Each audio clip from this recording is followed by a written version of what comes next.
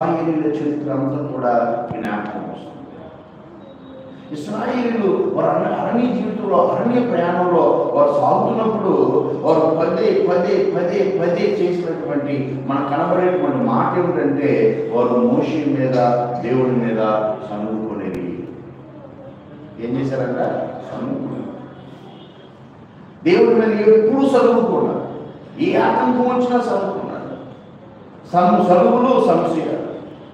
ఇశ్రాయేల్ జీవితం అరణ్య ప్రయాణంలో ఎన్నో అనుభవాల్లో ఇటువంటి సనుగుడు వారి జీవితంలో ఉన్నప్పుడు, సనుగుడుతో వారు బ్రతుకున్నప్పుడు, ఈ కంప్లైంట్స్తో బ్రతుకుతున్నప్పుడు ఎప్పుడు మోషే మీద తిరుగుబాటు చేయడమే, ఎప్పుడు మోషేని ఏదో ఒక మాట అంటున్నాయి, ఎప్పుడు దేవుడు ఎప్పుడైతే కంప్లైంట్ అనేటువంటి మాట, ఈ సనుగుడు సంశయాలు ఎప్పుడు వస్తాయంటే వెన్ వీఆర్ డిస్సాటిస్ఫైడ్.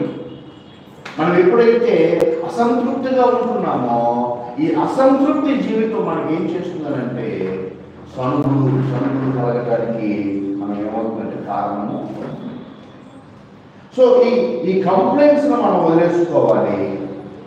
ఈ సనుగుడును, సంశయాన్ని మనం వదిలేసుకోవాలి.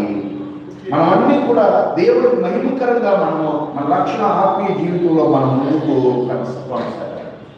సో అటువంటి జీవితం ఎప్పుడైతే ఉంటుందో, then this will complete our obedience and see them fulfil and see them flawless before God.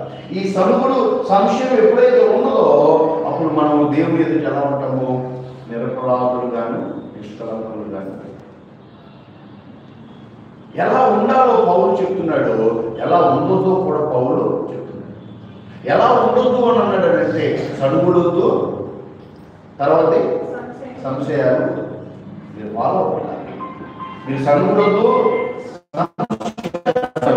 ఎలా ఉండాలి అని అన్నాడు అంటే మనకు కొన్ని విషయాలు జ్ఞాపకం చేస్తున్నాడు. చూడండి, ఎలా చేయాలి, సమస్త కార్యాలు చేయండి అన్నటువంటి పౌలు ఎలా చేయాలో కూడా చెప్తున్నాడు. ఎలా చేయాలి అని అన్నాడంటే, మీరు దేవుని కుమారుడు, దేవుని కుమారుడు.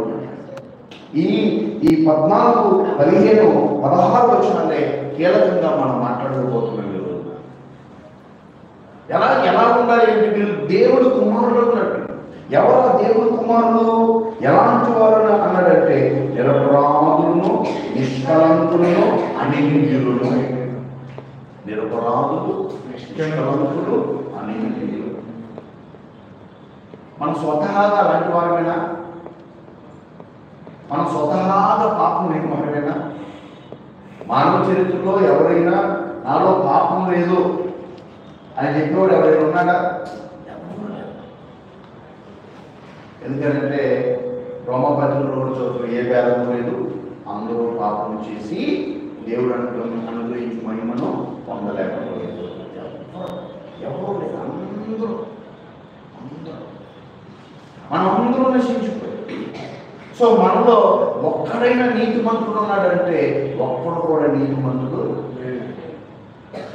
ఒక్కడు కూడా పాపం లేనివాడు, ఒక్కడు కూడా లోపం లేనటువంటి వాడు ఎవరు లేడు. మనం అందరం కూడా లోపాలతో. కానీ పౌరుడు ఏమంటున్నాడంటే, ఇక్కడ ఏమంటున్నాడంటే 14వ వచనంలో నిరపరాధులను, నిష్కలంకులను, అనింద్యులను, నిందలేనివారు. నిరపరాధులు, అపరాధ భావము లేనివారు. ఇవన్నీ ఎక్కడి నుంచి వస్తున్నాయి అంటే, ఇవన్నీ మనము దోషులు, మనం పాపులు, మనం మరణానికి తగిన వారు.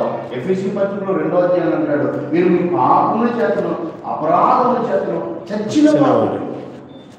అలాంటి దేవుని ఎదుట మనం ఎప్పుడు కూడా నీతిమంతుడిగా లేని, నీతిని దేవుని ఎదుట నిలబడగలిగే నీతి మనలో లేనటువంటి దుర్బలమైనటువంటి మనల్ని యేసుక్రీస్తు ద్వారా తండ్రి మనల్ని ఏం చేశాడని అంటే, ఆయన మన కడిగి ఎఫెసీ పత్రిక 6వ అధ్యాయంలో మనం చదువుకున్న ఈ మాటను చూడండి. ఎఫెసీ పత్రికలో మనం ఈ మాట చూస్తాం. 5వ అధ్యాయము ఈ భార్యాభర్తల సంబంధాన్ని గురించి, భార్యాభర్తల సంబంధమే ప్రభువుకి సంఘానికి ఉన్నటువంటి సంబంధాన్ని గురించి మాట్లాడుతూ, పురుషులారా మీ భార్యను ప్రేమించుడి, అటువంటి క్రీస్తు కూడా సంఘమును ప్రేమించి అది కలంకమైనను ముడత